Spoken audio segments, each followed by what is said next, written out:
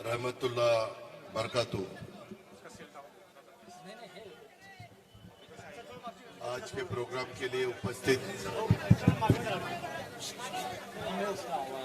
हसन मुशर्रफ जी, अपने कैंडिडेट शिवाजीराव आढळराव पाटिल जी, कारी इदरीस साहब जी, इदरीस नायकवडी जी, बाबा सिद्दीकी जी, पीए इनामदार जी, हमारे लोकप्रिय एमएलए चेतन तुपे जी, दीपक भाऊ मानकर जी, प्रदीप देशमुख जी, राजलक्ष्मी भोसले जी, नजीब मुल्ला जी, हाजी गफूर पठान जी, रईस चुनगे जी, हसीना इनामदार जी, परवीन शेख जी, समीर शेख जी, नंदाताई लोनकर जी, वनराज अंदेकर जी, मोहसिन शेख जी, फारूक इनामदार जी, हाजी फिरोज शेख जी, डॉक्टर शंतनु जगदाळे जी, मौलाना इस्ताक बाबा जी, खलील मौलाना जी, मौलाना अनवर जी, मौलाना मुदस्सर जी, मौलाना सादिक जी, अभी सैयद जी, अल्ताफ मर्चेंट जी, सभी भाइयों और बहनों,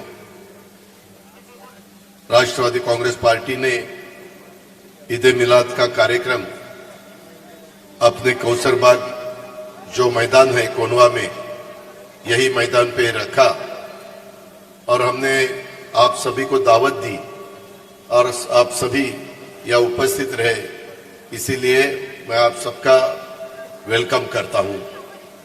राष्ट्रवादी कांग्रेस पार्टी द्वारा भाइयों द्वारा आयोजित हमारा कोंडवा के इस कौसरबाग मैदान परिसर में ईद ए मिलाद कार्यक्रम में सम्मिलित होने के लिए पधारे हुए आप सभी भाइयों का बहनों का मैं तहे दिल से स्वागत भी करता हूं। आप सभी को तथा महाराष्ट्र के हर जिले हर गांव में जिन्होंने रोजे रखे थे, बड़े उत्साह से रमजान मनाया है, उन सभी मुस्लिम भाइयों बहनों का, मेरे युवा दोस्तों का, बड़े बुजुर्गों का राज्य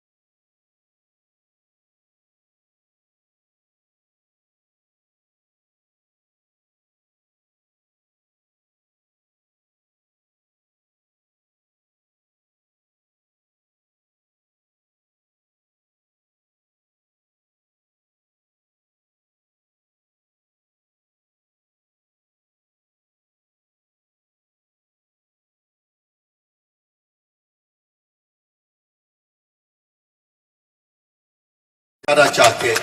मैं आपको सभी को विश्वास दिलाना चाहता हूं कि आपको पता है, मैं बहुत सालों से पूना में काम कर रहा हूं, बहुत सालों में हमारे मिनिस्ट्री में गवर्नमेंट ऑफ महाराष्ट्र में भी काम कर रहा हूं, अपोजिशन लीडर के नाते मैंने काम किया है या डिप्टी चीफ मिनिस्टर के नाते मैंने बहुत दफा काम किया है। ये सब काम करते वक्त अलग अलग एलिगेशन होते हैं, लेकिन मैंने जब अपने पॉलिटिक्स में शुरुआत की तब से मैंने शिव शाहू फुले अम्बेडकर की विचारधारा उसको साथ लेके मैं हूँ, हसन मुशर्रफ जी है, प्रफुल्ल पटेल, सुनील तटकरे जी, हमारे छगन भुजबल जी, हमारे बाबा सिद्दीकी जी, हमारे धनंजय मुंडे जी, सभी मेरे साथी है, वही रास्ते से जाना चाहते हैं। मैं आपको विश्वास दिलाता हूं कि यही काम हम हमेशा करते रहेंगे। हमारे ऑपोजिशन वाले अलग अलग एलिगेशन हमारे ऊपर करते हैं, लेकिन डरने की कोई बात नहीं है। मैंने हमेशा के बारे में ये बाकी जो लोग रहते हैं उनके बारे में अधिक सोचने की कोशिश की है।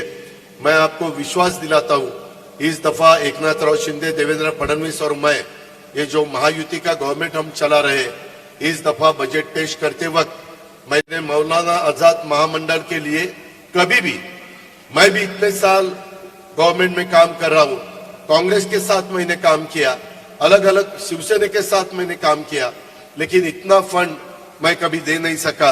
लेकिन इस दफा मौलाना आजाद महामंडल के लिए मैंने 1000 करोड़ रुपए की तरतूदी वहां की है।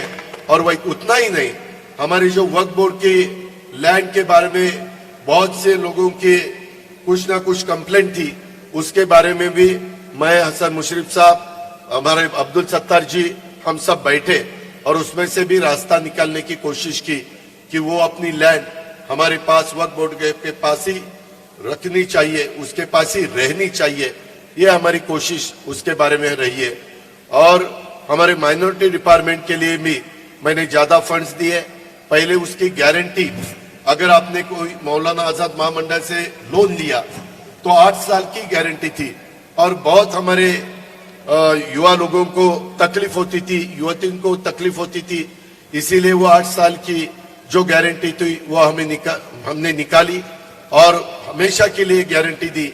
इसीलिए बहुत से अभी मौलाना आजाद महामंडल से अलग अलग लोगों को, अपने माइनॉरिटी को वहां फंड्स मिलना शुरू हुआ है। उसके बारे में भी मेरा पूरा ध्यान है। मैं आपको विश्वास दिलाता हूं, जो भी अपने प्रॉब्लम्स रहते हैं, जैसे हमारे यहाँ डेक्कन, यहाँ मक्के शाह मस्जिद का एक मामला उठा था, उसमें मैंने मदद की। सैलिसबरी पार्क में कब्रिस्तान के लिए हमारे एक्स मेयर उस्मान हिरोली, इन्होंने मुझे डिमांड की थी कि दादा वहां फंड्स देना चाहिए। वहां मैंने 2.5 करोड़ रुपए का फंड्स दिया। मोबिनपुरा इसमें कब्रिस्तान के लिए हमारे समीर शेख, उन्होंने मेरे पास डिमांड की थी, वहां मैंने 1 करोड़ का फंड्स अवेलेबल करके दिया। कौसर बाग में कब्रिस्तान के लिए 50 लाख का फंड्स हमने दिया। चेतन तुपे ने भी इस दफा, मैंने सभी हमारे जो एमएलए है, हमारे विधायक है, उनको 5-5 करोड़ का माइनॉरिटी के लिए फंड्स दिया था। तो चेतन तुपे के पास भी माइनॉरिटी के लिए, कब्रिस्तान के लिए या माइनॉरिटी के कोई भी काम के लिए जो फंड्स चाहिए था, वो 5 करोड़ रुपए का फंड्स मैंने दिया। और पिछले दफा इनको मालूम है, हमारे अनिस सुनके जी को मालूम है, हाजी फिरोज इनके वाइफ है, उनको मालूम है, गफूर भाई पठान को मालूम है, रईस सुनके को मालूम है, फारूक इनामदार को मालूम है, और हमारे हसीना इनामदार जिनको हमने कॉप करके लिया था एज अ कॉर्पोरेटर के नाते, तो उन्होंने हज हाउस का मुद्दा मेरे सामने उठाया था। वो तो पूरा नहीं हुआ, लेकिन मैं आज आप सबको विश्वास दिलाता हूँ, एक दफा कोड ऑफ कंडक्ट उठाने के बाद ये पूरा हज हाउस मैं पूरा ही करके दूंगा। उसके लिए जितना भी फंड्स लगे वो फंड्स मैं महाराष्ट्र गवर्नमेंट की तरफ से या कॉरपोरेशन की तरफ से अवेलेबल करके दूंगा। ये मैं आपको विश्वास दिलाता हूं। मैंने ये अपने हड़पसर जो कॉन्स्टिट्यूंसी है, असेंबली कॉन्स्टिट्यूंसी, उसमें करीबन 28 नगर कॉर्पोरेटर आते हैं। उसमें से मैंने 5 लोगों को, अनिस सुनके जी, हाजी फिरोज की पत्नी को, गफूर भाई पठान को, रईस सुनके को, फारूक इनामदार को मैंने वहां एज ए कैंडिडेट के नाते टिकट दिया था और हसीना इनामदार को मैंने स्वीकृत करके लिया था। ऐसे ये माइनॉरिटी के लोगों को 20% उसमें से हिस्सा कैसा मैं दे सकता हूं उसकी कोशिश मैंने की। मैं आपको पूरा भरोसा दिलाना चाहता हूं कि आगे वाले ऊना के जो भी चुनाव होंगे या कॉरपोरेशन के चुनाव होंगे उसमें हर एक लोगों को, माइनॉरिटी के लोग हो या ओबीसी के लोग हो या हमारे महिला हो, ये सबको एक इम्पोर्टेंट जो भी पोस्ट रहती है वो देने के लिए मैं पूरी कोशिश करूंगा। ये मेरा वादा है, ये भी मैं आपको शब्द आज आपके सामने देता हूं। हमारे माइनॉरिटी के लिए, डेवलपमेंट के लिए जो भी करना चाहिए वो करने के लिए हम पूरी कोशिश करेंगे। ये भी मैं आप सभी को बताना चाहता हूं। मैं आज के ये मौके पे ये सभी अपने महाराष्ट्र में हो या अपने भारत देश में हो, ये सभी जो त्योहार रहते हैं, हर एक के त्योहार रहते हैं, वो हमने साथ मिला के मनाने और साथ मिलकर ही मनाएंगे। यही हमारी देश की खूबी है, हमारी एकता की हमारी ताकत है। यह ताकत को कमजोर नहीं होने देना चाहिए। समाज में शांति स्थापित हो, हिंदू, मुस्लिम, सिख, ईसाई, जैन सभी धर्मों में भाईचारा बढ़े, हम सब एक साथ मिलकर महाराष्ट्र के देश वतन के प्रगति में योगदान दे, ऐसी प्रार्थना आज मैं करता हूं। आप सभी आज ईद ए मिलाद कार्यक्रम में लिए यहाँ पधारे, इसीलिए मैं आप सभी को धन्यवाद भी देना चाहता हूं। राष्ट्रवादी कांग्रेस पार्टी के सरकारी पदाधिकारी कार्यकर्ताओं को फिर एक बार मैं अभिनंदन करता हूं। धन्यवाद। जय हिंद, जय महाराष्ट्र। एक शेर दादा, जो आज भी कुछ लोग कंफ्यूज है अपने पास आने के लिए, दिखावे के लिए हमसे वफादारी ना की जाए, मोहब्बत है तो है वरना अदाकारी ना की जाए।